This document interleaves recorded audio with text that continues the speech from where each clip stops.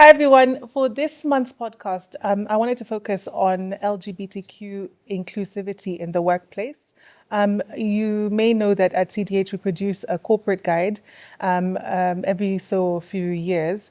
And in our corporate guide this year, we've included data that has been provided to us by Open for Business on inclusivity in the workplace and how that data then affects how businesses are successful or not. And it's very important and it's very it's eye-opening for us to see that inclusivity in the workplace affects productivity and affects us all.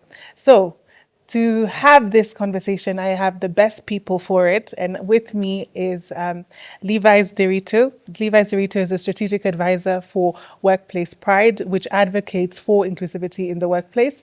And I also have with me Patrick Oyoo, who is the head of East Africa for Open for Business. I am delighted to have both of you here with me. I think you guys can provide a lot of education for us on LGBTQI inclusivity in the workplace and its relevance and its importance. So I really want to get into this conversation. Patrick, I want to start with you. Tell us about yourself. What are you willing to tell us? What I'm willing to say. Yeah, what are you willing to say? So I'm raised in Nairobi. I'm in my mid 40s now, so getting longer in the tooth, I would say. Still looking good though. Depends. Some days I think so. Some Yeah. days I look at the mirror and I think probably not. Like all of us. Yeah, but so raised in Nairobi and glad to be working in this environment because we are at such a point of transformation, and it's good to be, part Yeah. of something that's rapidly changing. Yeah. Yeah, I've sort of traversed different spaces, more creative space because I love art and spend a lot of time Did you in study art? studios. I did not study What did you art. study? Political science, Oh wow. Okay, economics. so it's Yeah. in that type of realm. Exactly. Yeah. So at least that's something that I enjoy Yeah. outside of the normal sort of Okay. academic and workspace. Okay. And then keeping as actively as possible. Running. Running, Yeah. riding, Riding. lots of hiking. Oh, I didn't know Yeah. that. Okay, Yeah. cool. All right. Wow. Levi's, tell us about yourself. Tell us about your upbringing. What are you willing to tell us? I've learned that I have to be very careful. I'm trying my best. Okay. What are you willing to tell us? Yeah, I'm Levis Nderitu. I was born actually in Njeri. Okay. Part of my childhood was in Nairobi, a part of it, and then we moved to Rift Valley for my primary school, high school as well, to Mishipa's Academy. Then, later went to University of Nairobi. I'm a firstborn. Your firstborn? Yes, in Gosh. a family of four. Yeah. It's a blessing and it's also a challenge at the same time. I enjoy reading, traveling, meeting people, and my background is in university. Studied marketing for undergrad and for my MBA, and then later on international development. Okay. Yeah. So you're the perfect person to work in. Why do you think this work is so important? Advocating for inclusivity. What does it mean to advocate for inclusivity in the workplace? It is work that is very important because, one, every life is important and every story matters.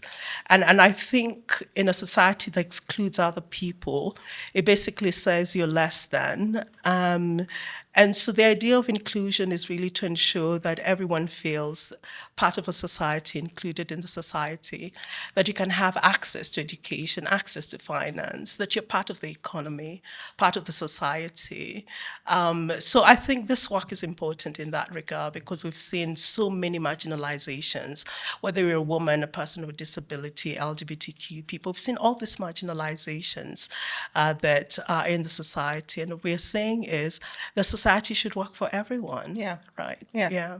And what about Open for Business? How did Open for Business start? What does it do? And how does it promote inclusivity in the workplace? So I would term Open for Business as being a research agency. Okay. That's been in existence for quite a number of years, but we've been working in East Africa since 2019. And we started with an economic case for LGBTQ plus inclusion in Kenya report. And since last year, we have a program that's now traversing the entire region. So Kenya, Uganda, Tanzania, and Rwanda being our focus countries. We work on LGBTQ plus advocacy through three ways. One, our research, so looking at the data that we provide, Yeah.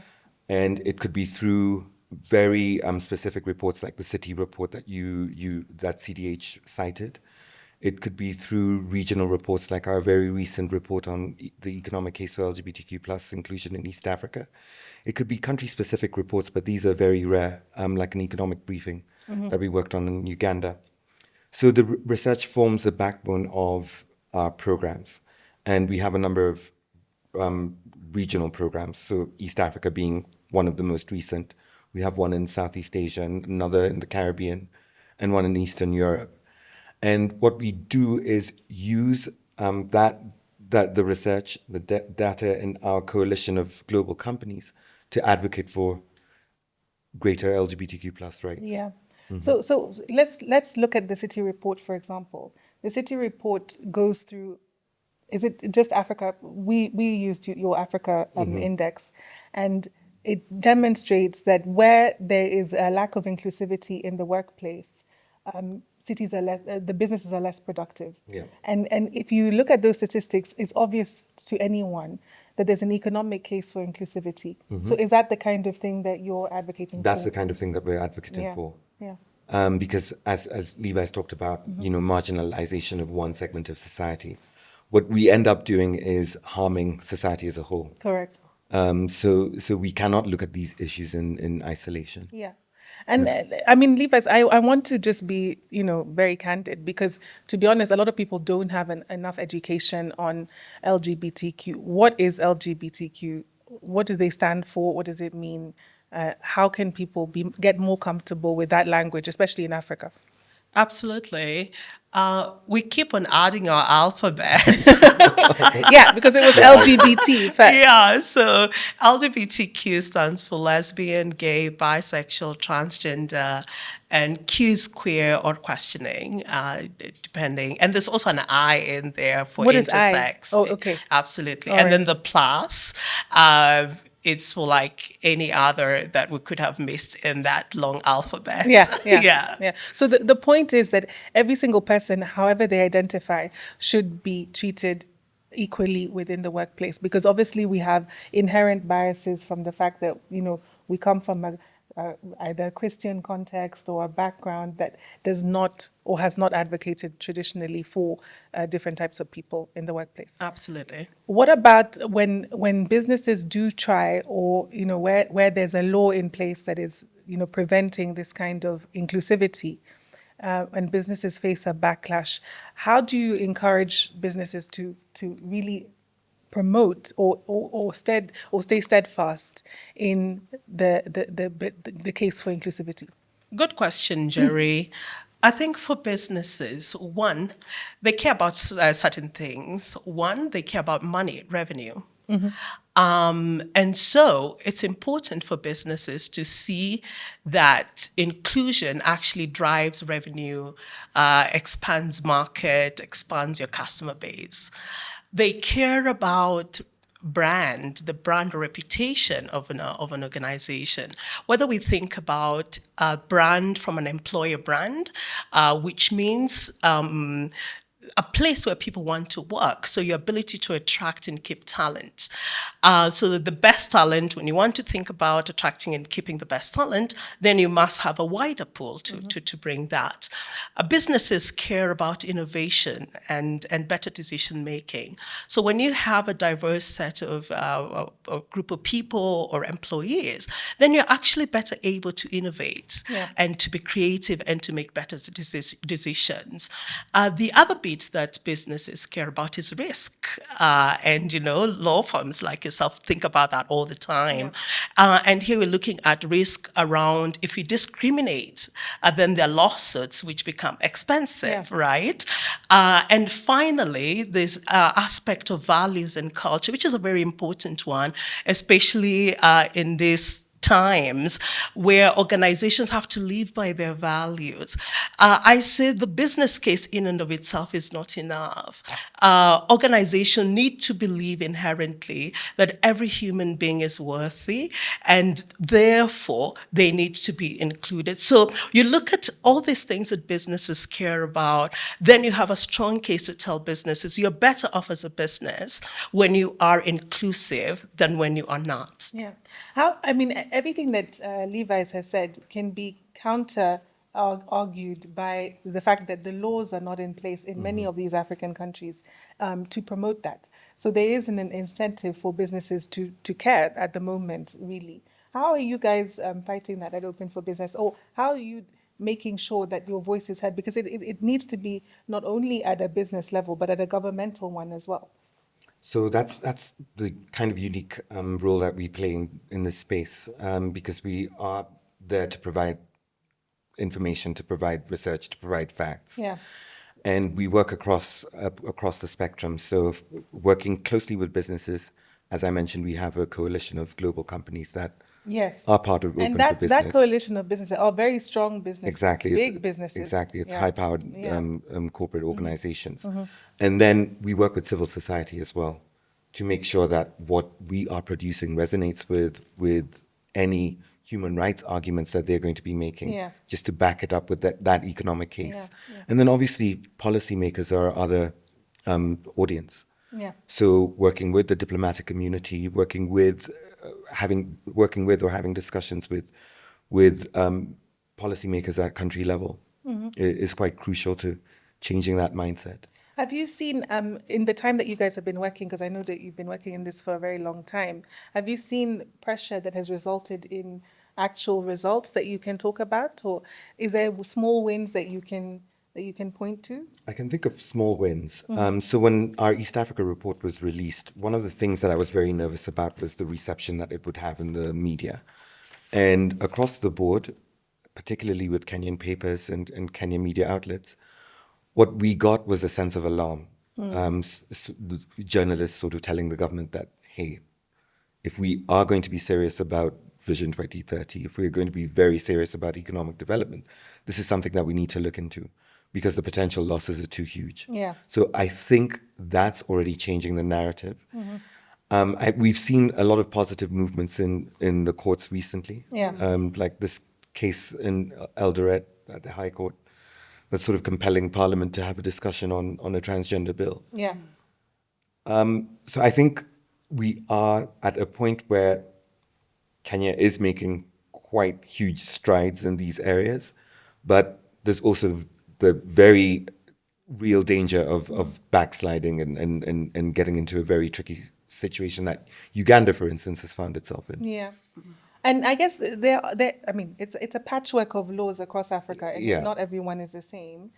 So which country would you say is the most progressive? South Africa, because they have South Africa would be a lot more Yeah. progressive. If Yeah. I zero in on the East Africa in the East Africa region, you have Rwanda, which decriminalized years ago. Okay.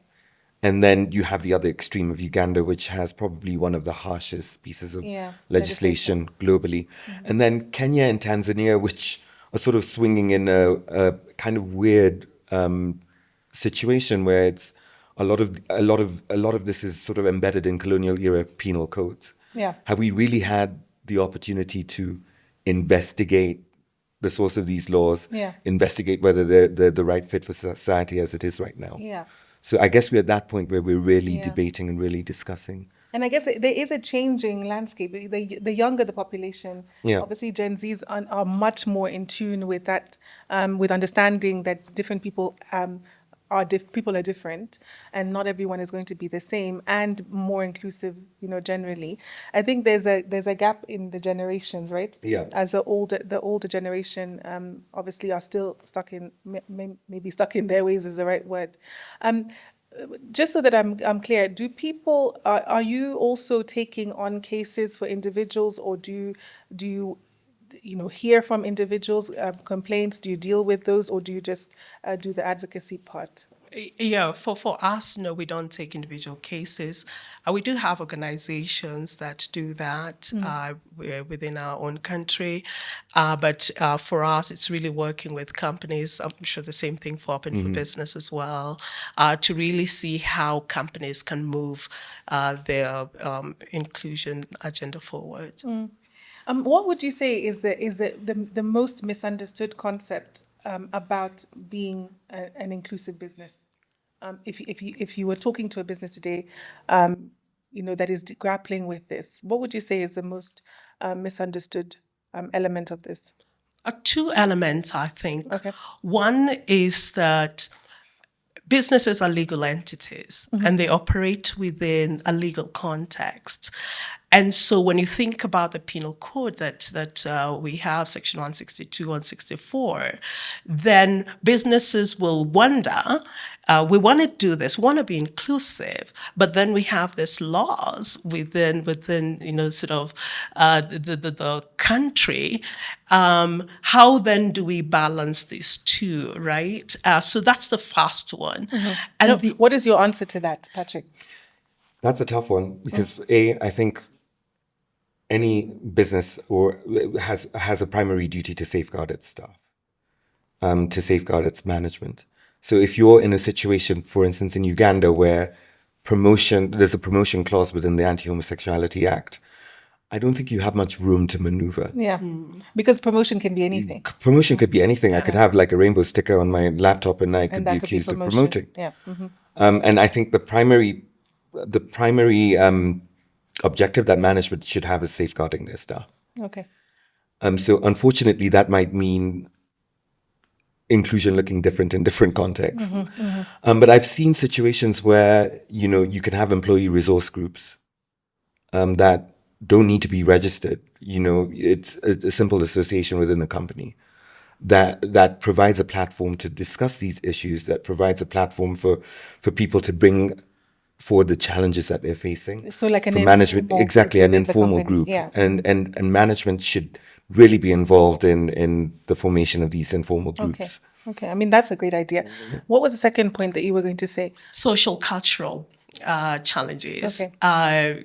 Business also operate within certain social cultural norms, right? And so if the norms of a society then are not accepting, then businesses will shy off. And here, looking at my marketing background, when I think about advertising or products that you actually come up with, then it becomes restrictive because, in certain norms, the sense, especially when I think about, Kenya or Africa generally, the norms of like, these are not our African values, or these are not the norms of a society.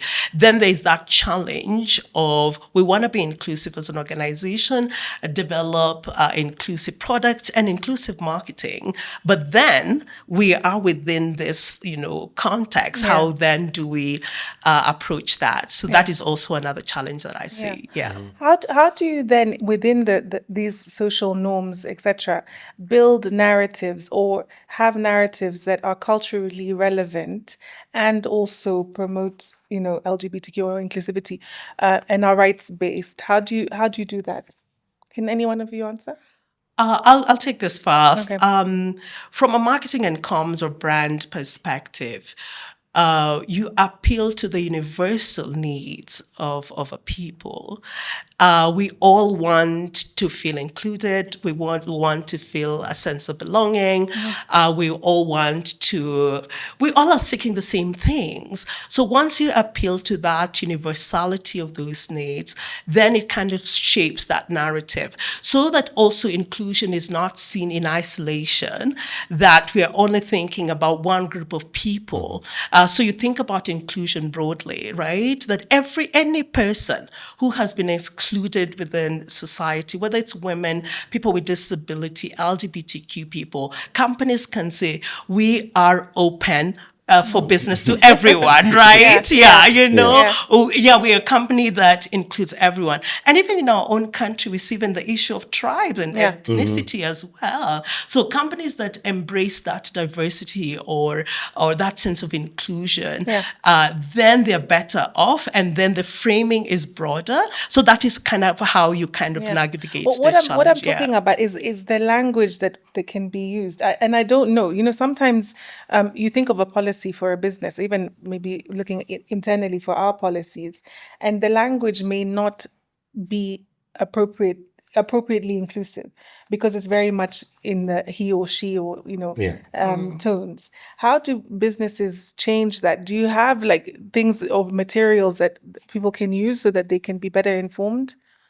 Absolutely. I don't know if that's Patrick, perhaps. We actually we don't, because we don't play that sort of advisory role to businesses like Workplace Pride. You guys do? Yeah, we do have a guide. For example, we develop a toolkit where companies can actually work and collaborate with civil societies that are LGBTQ related.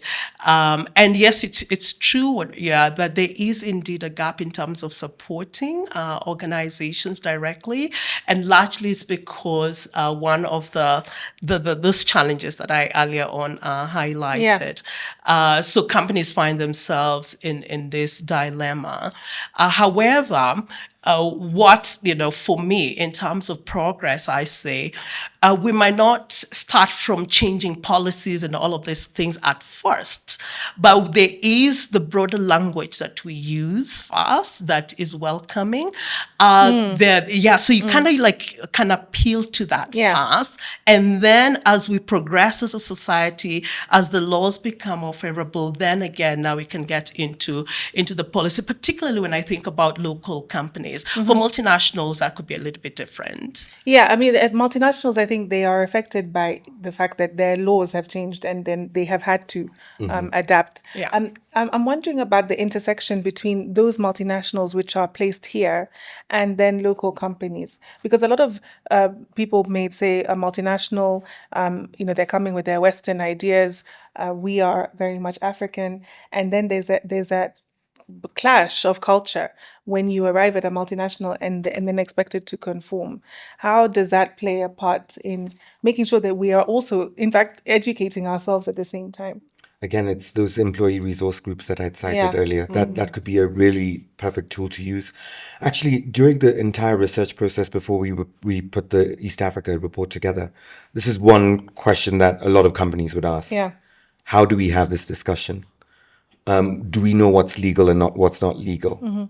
So a lot of people are operating in a gray area, and we were able to provide some guidance. Yeah. And so it's just that lack of information that, if provided, can change the entire discussion. In fact, it's a good point, because how were you measuring it? How did you get your data?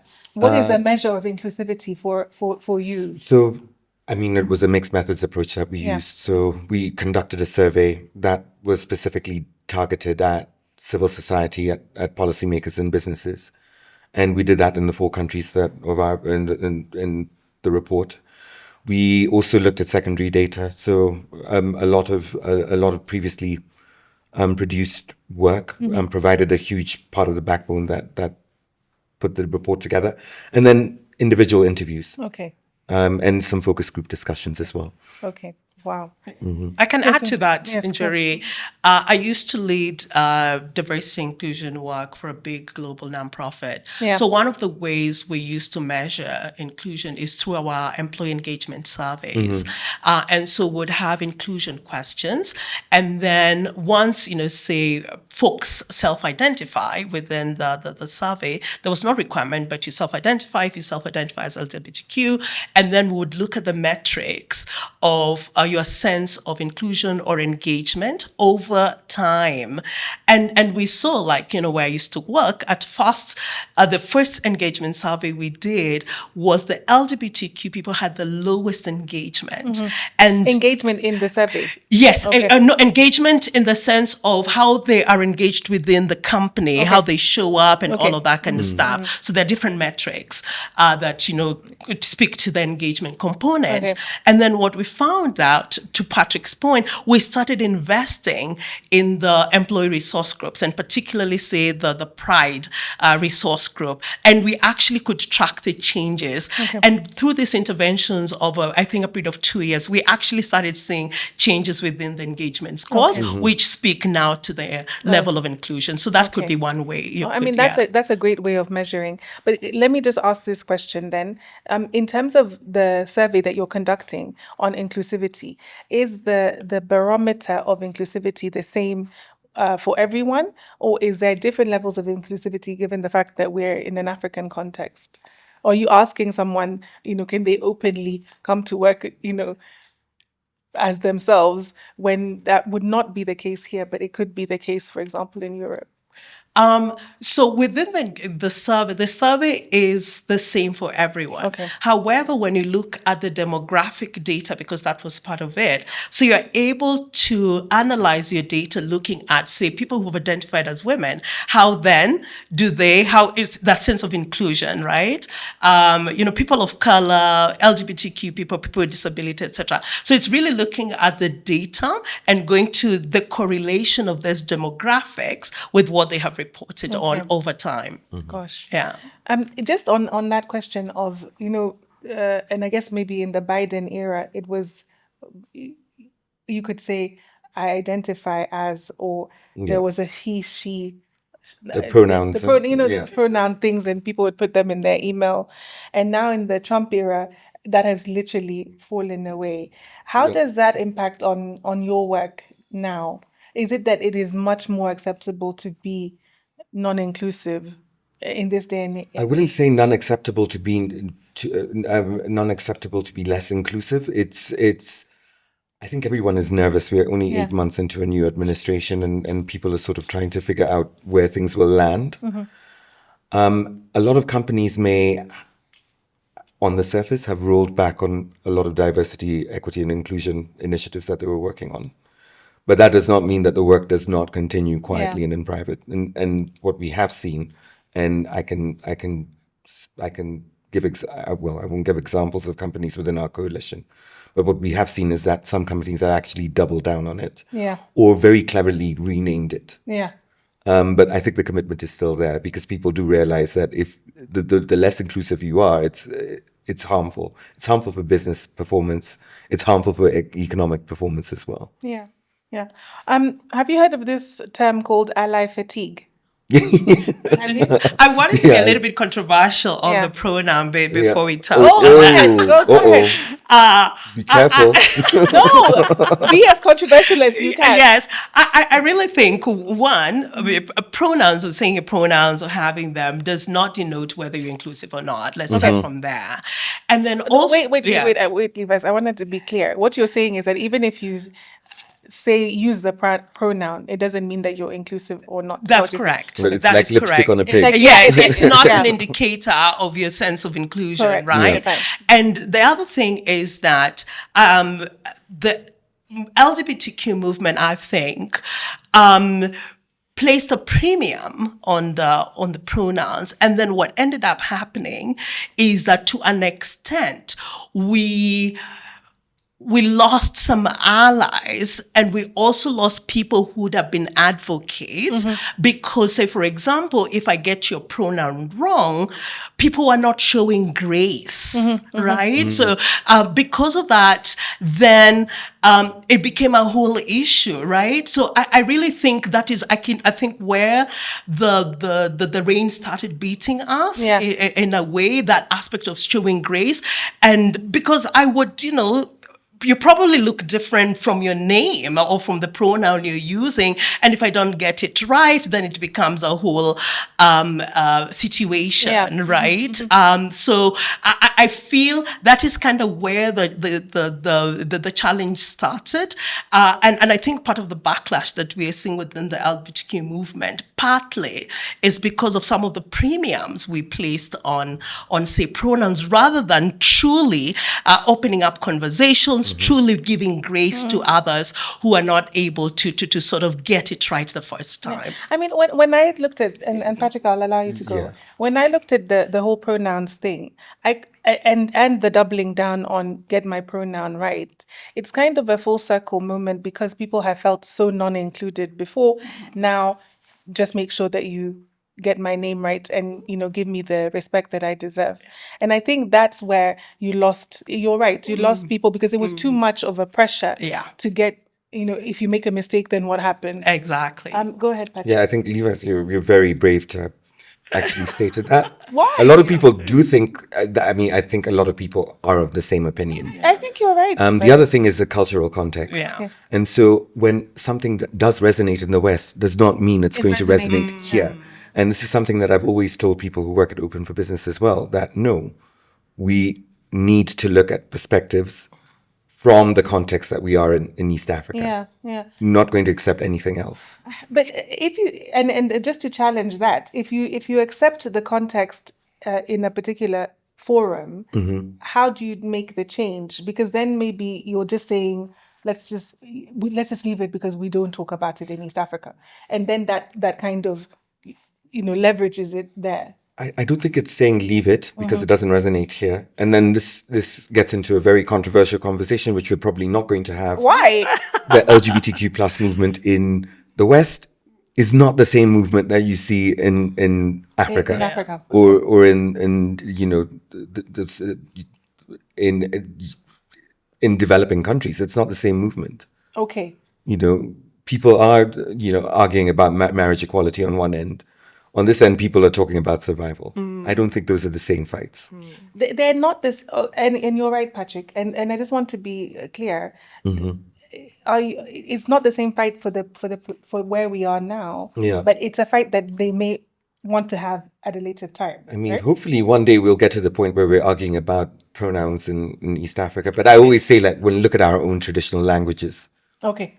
everyone is they, them, really, right? Okay. I mean, I like that. Yeah. I like that. Okay. I understand. So it should be a non-issue. It's a very, it's a complex conversation, Yeah. right? Yeah. And what we're trying to do for the purposes of this is demonstrate that if you're not being inclusive, irrespective of how you show up, it's an economic harm for businesses. And that's really it. Let's talk about ally fatigue, okay? In the context of the workplace, or even in the context of trying to run a successful business in Africa. Have you heard of ally fatigue? No, tell me about it. Well, I don't. It says here. No, it's like being too aligned with LGBTQ plus, right? You can never be too aligned. I knew you would say that. You can never be too aligned. Yeah. I think you can never be too aligned. I just feel if you're inclusive, then it's you accept people as they are, the whole of them, in my opinion. Yeah. Patrick? I have very little to say about ally fatigue, but the way I would look at it is, in our context here, homophobia and misogyny are so strongly interlinked. And until attitudes towards women change, I don't think we're going to have any change in attitudes towards LGBTQ plus people. I mean, that is absolutely It's as simple right. as that. I mean, that's true, isn't it? I think that the misogyny does play a huge role in the ability for inclusivity to be prevented. Okay. What is the next inflection point for us on the continent? Maybe you can pinpoint a particular country. What is the next inflection point that will change the course of inclusivity for businesses? I think looking at the legal framework, legal frameworks on the continent, that will be the inflection point. For Kenya, we have the risk of the Family Protection Bill, which will be mirroring as much of the Anti-Homosexuality Act in Uganda as possible. And just based on the research that we produced, we've seen that Uganda has had 3.3% of its GDP wiped out as a result of enacting that law. I want to touch on that, Patrick, because when you talk about 3.3% of the GDP being affected, it's things like talent flight. Yeah. international aid, you're looking at healthcare costs, you're looking at policing, Okay. and the list is endless. And all of those things are directly correlated to the fact that Directly correlated to the bill. So we haven't even looked, or now the act, we haven't even looked at the indirect costs, Okay. right? And then for the economic powerhouse of the region, Kenya, to adopt a law of that nature, we're looking at a regional loss of about 7.8 billion. Gosh. Right now, we're currently at 5.8 at $5 billion loss. loss. Yeah. But if Kenya adopts a bill, the bill and enacts it as a law, we're looking at an even bigger loss. Should the same pattern of events that happened in Uganda happen here? Okay. All right. So that's a massive risk that we're facing right now. And just so that we're on the same page, are you advocating at the moment? Do you do at Workplace Pride, perhaps you're doing advocacy on the bill? No, we're not doing advocacy for Oh, you're not? No, yeah. There are, I guess, there are other organizations that do that. Absolutely, yes. Okay. Yes. All right. Okay. Yeah, neither are we. We're not doing it either. Yeah. But we provide the information that other organizations can be able to use in their arguments. Okay. And then just so that we're on the same page as well, are there statistics on if there is inclusivity, what the positive results of that are? Yeah, there is data. Yeah. We're looking at, we correlated what's happening here to other places that have become more inclusive, looking at countries in Southeast Asia, looking at South Africa, for instance.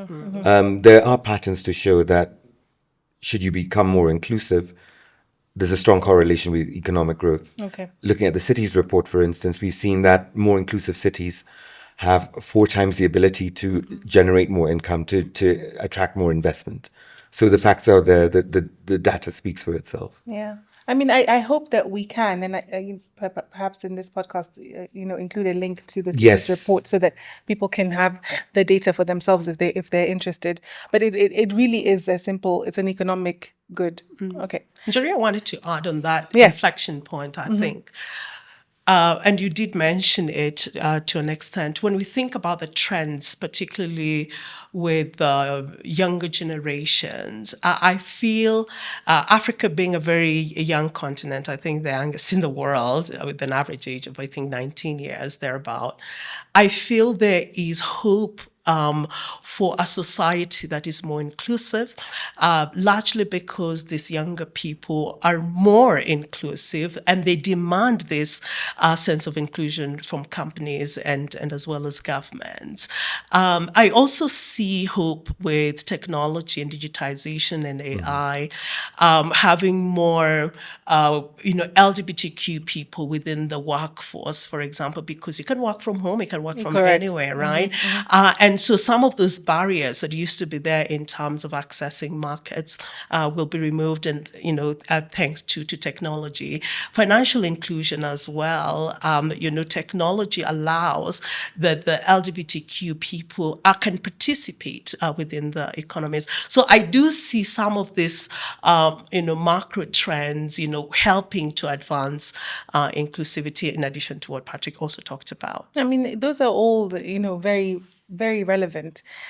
But there's a push-pull, right? So, for example, on the working from home, great during COVID, and then people are insisting everyone has to come back to work, right? Yeah. The financial inclusion, there's a push-pull as well. How do you make sure that everyone has access to the relevant banking, are able to access, accounts, et cetera, Otherwise, we rely on, M-Pesa and that kind of thing. AI, I think, is a great equalizer for everyone. Yeah. The data will speak for itself.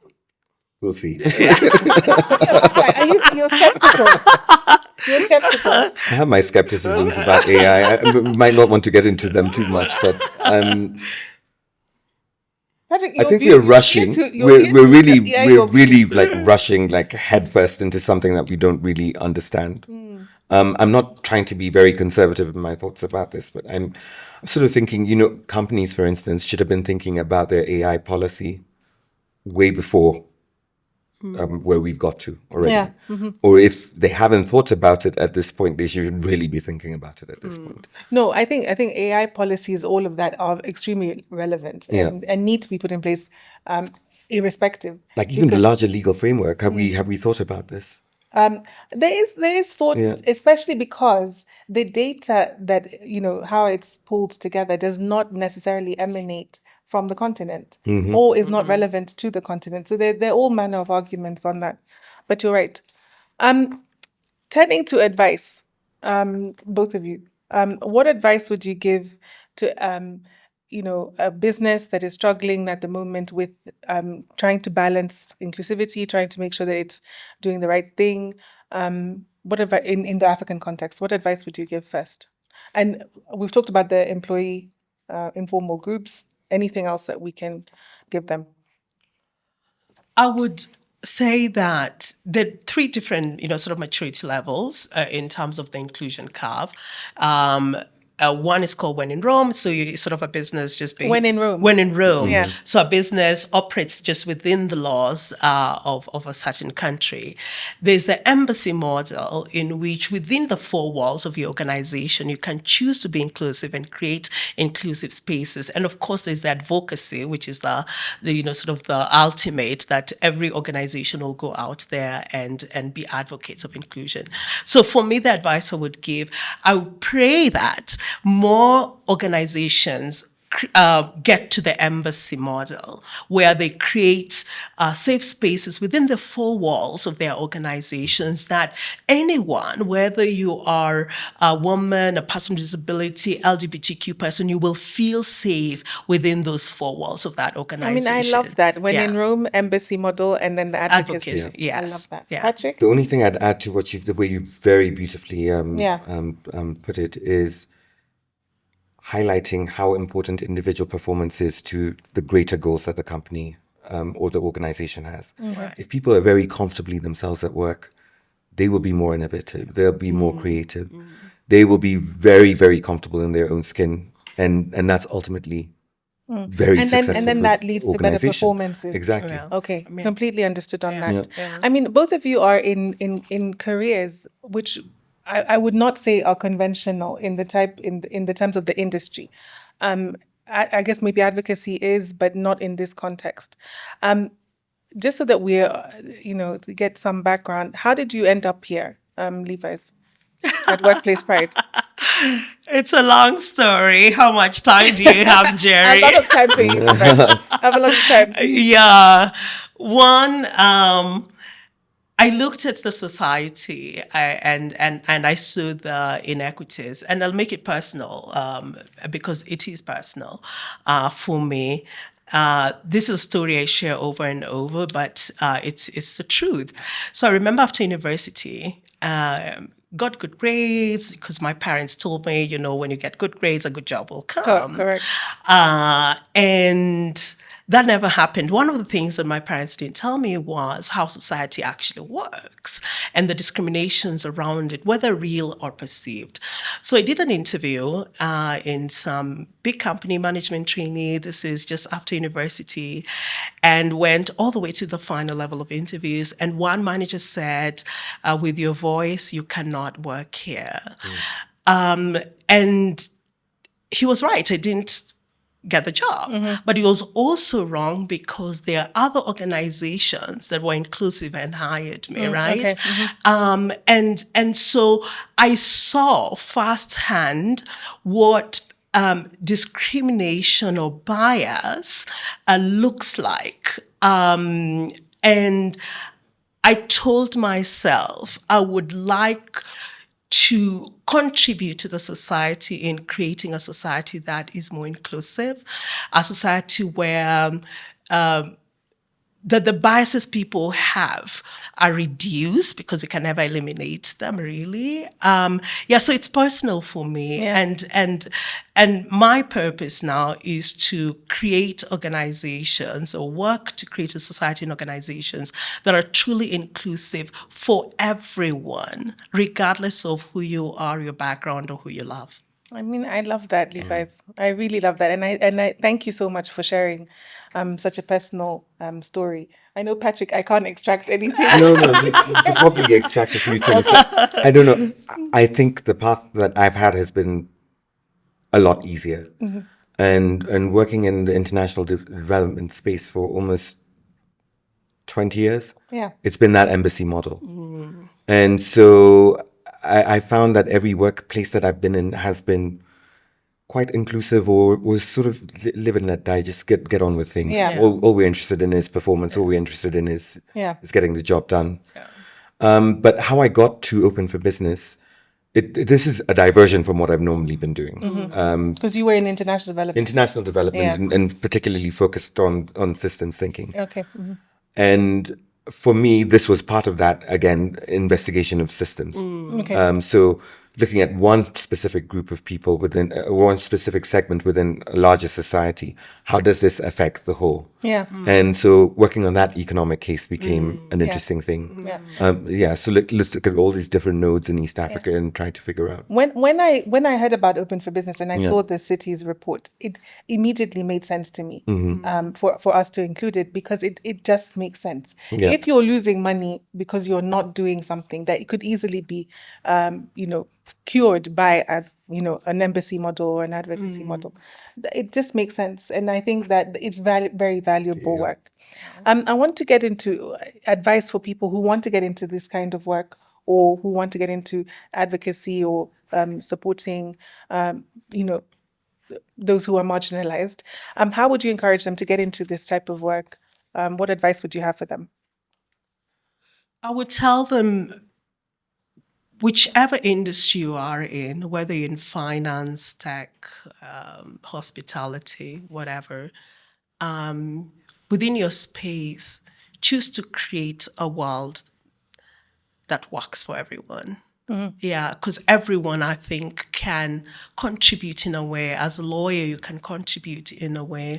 As a pastor, you can contribute in a way. As a teacher, you can contribute in a way. As a recruiter, when you're hiring people, you can contribute in a way. So I think everyone has something to offer. You don't have to be out there, sort of in, the courts or whatever. You can advocate within the boardrooms, can advocate within the society that you are in. Yeah.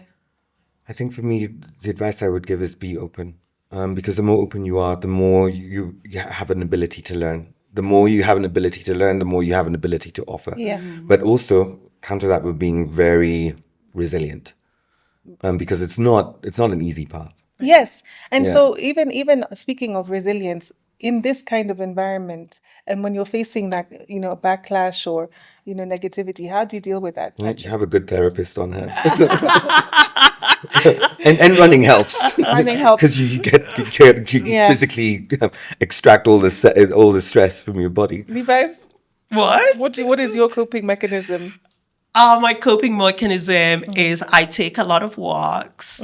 I love listening to music, and I read. So Do you feel positive about the work that you're doing? Absolutely, yes. I've seen progress. We would not be having this conversation 15, 20 years ago. It would have been really hard. I have seen progress. And what I know, it truly gets better. So I have seen progress. So it's work that when I see young people, whether it's on TikTok or Instagram, just being themselves, it gives me hope that the world can be better and more inclusive. Yeah. Yeah. I mean, I really do think that the work that you guys are doing is extremely important. And I want to thank you so much for taking the time to come and sit and talk to me. And you're welcome back anytime. Thank you so much, Thank you for Njeri. having us. Yeah. Thank you. Thanks, everyone. And we'll see you next month.